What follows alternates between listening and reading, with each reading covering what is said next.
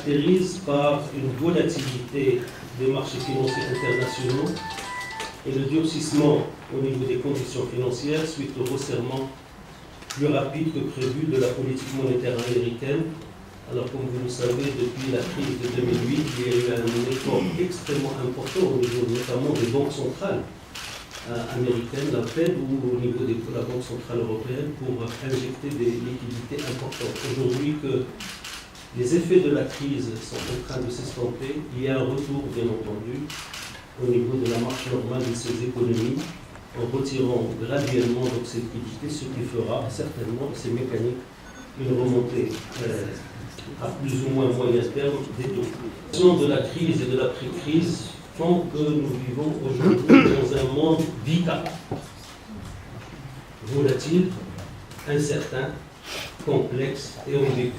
Et il faut aujourd'hui savoir gérer ce monde vital et l'anticiper autant que possible et quand on le peut, parce que malheureusement, les anticipations au niveau des économies mondiales ne sont pas toujours évidentes.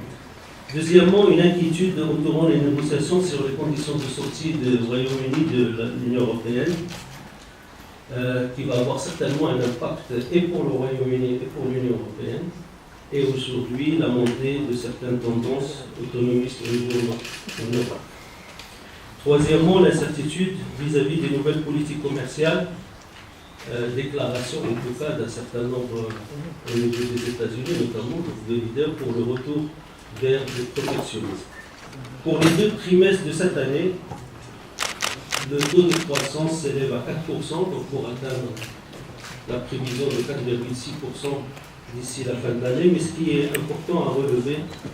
c'est la croissance du PIB non agricole, et pour être encore plus précis, la valeur ajoutée non agricole, qui sur les 2 premiers trimestres s'élève à 2,6%, contre 2% en 2016.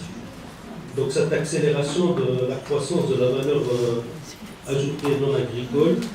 témoigne de la bonne tenue des performances des secteurs de l'industrie de transformation, du mine et du tourisme.